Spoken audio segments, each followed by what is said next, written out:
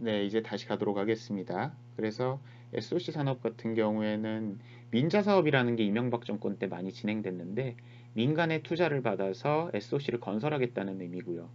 근데 이게 이렇게만 생각하면 왜 민간 투자를 끌어들이기 때문에 국가 돈을 안 쓰는 게 좋은 게 아닌가라고 생각이 드실 수 있지만 이때 민자 사업 중에 상당 부분이 적자가 나면 국가가 물어주는 조건으로 민간 투자를 유치했어요. 그래서 실제로 세금이 새 나간 경우도 있고, 반면 적자가 나지 않는 사업 구간이 있을 수도 있잖아요. 가령 도로 통행비를 받는다.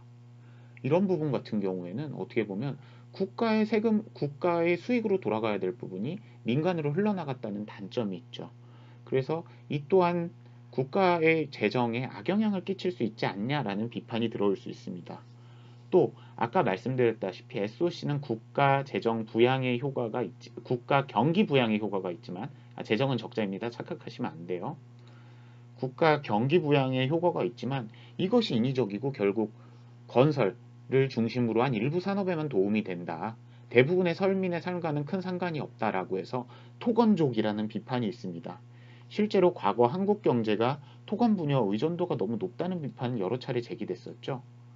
또 댐, 도로, 항만 등을 건설하는 과정에서 이처럼 많은 환경 파괴의 우려가 나오고요.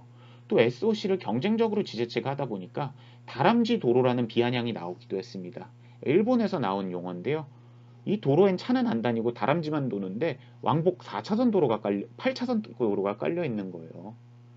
그래서 다람쥐나 지나가는 길에 도로를 깔았다. 왜? 경기를 부양하기 위해서. 세금 낭비죠. 인위적으로 부양한 경기는 결국에 내려오게 되었습니다. 그리고 이 텅텅 빈 공항은 우리나라의 대표적인 SOC 실패 사례로 불리는 무안공항입니다. 자, 또 이런 부정적인 시각도 있어요. SOC라는 게 2020년 총선을 앞두고 한 일종의 정치적 담합이 아니냐라는 비판도 나오고 있습니다.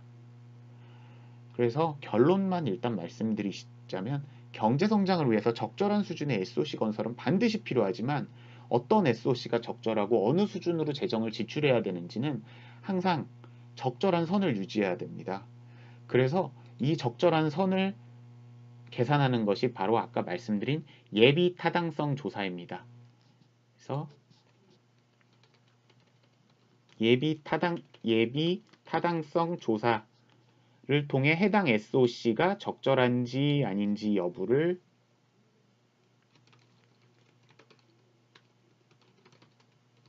판단하고요. 이 과정에서 핵심은 비용 편익 분석 혹은 BC 분석이라고 합니다. 자, 이 BC 분석은 아주 간단해요. 특정 SOC를 짓는 데 들어간 돈이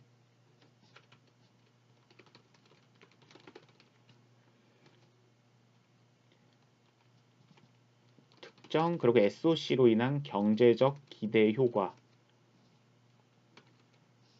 특정 SOC로 인한 경제적 기대 효과를 특정 SOC 건설비로 나눠서 이것이 1이 넘는다면 예비 타당 자꾸 예비라고 치네요. 강아지 이름 같네요.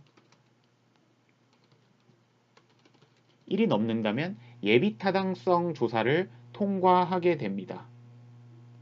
보통은 1 정도면 그러니까 손해를 보지 않는다는 건데요. 보통 1이 넘는 게 이상적이겠으나 현실적으로는 0.8에서 0.9 정도면 통과를 해주는 경향성이 많고요. 또 설령 이것보다 점수가 낮게 나온다고 해도 정치 사회적 요인이 더해지면 적용이 됩니다. SOC를 통한 경기 부양에 대한 반성으로 예비타당성 조사제도는 1999년 김대중 정부에 도입이 됐습니다. 그래서 그 대상은 총 사업비가 500억 원 이상이고 국가 재정 지원이 300억 원 이상인 산업들을 중심으로 SOC를 추진하기 전에서는 예비타당성 조사를 받아야 하고요. 국가가 예외적으로 이런 상황에 있어서 면제를 할 수 있습니다. 현 정부는 1월 중순 약 24조 원 규모의 예비타당성 조사 면제 정책을 발표했어요. 그래서 정부의 주장을 보자면요. 가장 핵심적인 예비타당성 조사를 해야 된다는 이유로는 지역 균형 발전을 주장하고 있습니다. 보시면 이 인프라들 대부분이 수도권에는 거의 없고요. 지방 지역들에 많이 모여 있죠. 그래서 정부는 중부의 주장을 요약하자면 이렇게 됩니다. 그동안 예비타당성 조사 제도를 통해서 오히려 지방들이 경제성장의 수혜를 거의 받지 못했다. 생각해보면 당연히 사람이 많은 곳에 도로를 뚫는 것이 말이 되지, 사람이 없는 곳에 도로를 뚫게 되면은 예비타당성 조사를 통과하기는 힘들겠죠. 그런데 사람이 도로가 없는 지역에 사는 사람들은 영원히 그러면 도로를 갖지 말아야 될까요? 인구가 없다는 이유로. 반대로 도로를 뚫어 놓으면 사람이 몰려서 오히려 인구 밀도도 올라가고 지역 경기가 부활하지 않을까요? 바로 그것이 이번 정부가 주장하는 예비타당성 조사의 주된 목적입니다. 자, 반대하는 입장. 사실 언론 중에 상당수, 그리고 야당은 반대하는 목소리를 내고 있어요. 정당을 가리지 않고. 우선 첫 번째 이유는 총선을, 아까도 말씀드렸다시피 총선을 앞둔 인위적인 경기 부양이 아니냐. 내년 총선까지 약 1년 2개월 정도가 남았죠. 그리고 일관성이 없다는 비판도 나오고 있습니다. 아시다시피 지금 여당인 더불어민주당은 자신들이 야당 시절에 예비타당성 조사에 대해서 SOC에 대해서 부정적인 입장을 많이 보여줬는데, 이제 정권이 교체가 되니까 오히려 그 SOC에 대해서 긍정적으로 돌아선 게 경기 부양을 위한 것이 아니냐라는 회의적 목소리도 아까 보시면 나와 있었고요. 또 다른 우려는 쪽지 예산 우려입니다. 보시면 이것이 바로 쪽지 예산이라는 건데요. 신문기사에서 발췌했습니다. 조선일보 기사요. 쪽지 예산이란 무엇이냐면,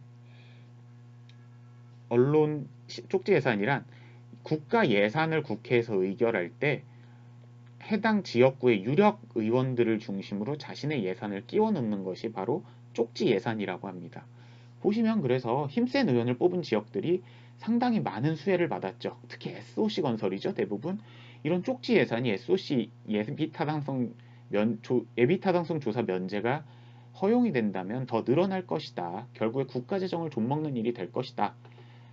라는 비판이 나오고 있습니다. 자, 그래서 이번에 SOC의 대표적 사례를 보면요. 우선 평택 오송선의 복복선화 사업이에요. 평택과 오선에 철도가 지나가는데 KTX와 SRT가 지나가고요. 또 전남과 호남선과 경부선이 모두 지나가죠. 그래서 모든 교통이 모이는 곳이기 때문에 여기는 조금 더 철로를 확장해야 된다라는 주장이 있었고요. 대전의 트램, 경전차를 놓는 대전 지하철 2호선 산업, 그리고 전북 새만금 공항 부지 산업들이 이번 SOC의 대표적인 사례로 꼽혔습니다. 언론고시 준비생들은 이 대표적인 사례의 이름과 위치가 어디 정도인지 감으로라도 좀 알아두시면 도움이 될 것 같습니다. 다만 이번 SOC 산업과 관련해서 예상치 못한 부분이 있는데, 여기 GTX-B 같은 경우 예비타당성 조사 면제 대상이 아닐까라는 이야기가 나왔으나, 이들 GTX-B는 아쉽게도 예비타당성 조사 면제 대상에서 떨어지고 말았습니다. 그래서 인근 주민들이 자신들도 예비타당성 조사를 면제해달라는 이야기를 계속하고 있고요. 총 정리하자면 SOC는 경제성장을 위해서 반드시 필요하지만, 그러나 그 정도와 시기, 액수, 위치에 따라서는 논의의 여지가 있습니다. 그래서 SOC는 P라고 생각하시면 좋을 것 같아요. P가 너무 없으면 빈혈이지만 너무 많으면 혈압이 올라가겠죠. 그처럼 SOC는 국가 재정을 정확한 시점에 적절하게 배분해야 하고요. 그를 위해서 SOC 건설의 타당성을 검사해준 예비타당성 조사가 얼마나 합리적인지, 그리고 어떤 비용과 편익을 가져오는 것이 예비타당성 조사 제도인데, 현 정부가 이것을 면제하기로 한 규모에 대해서 어떻게 생각하는지 자신의 의견을 찬반 양쪽에 맞추어 정리하시면 좋은 결과가 있을 거라고 확신합니다. 언론고시 다마고치 공부방 예비타당성 조사 면제 논란 어떻게 볼 것인가, 여기까지 하고 마치겠습니다. 들어주셔서 감사합니다.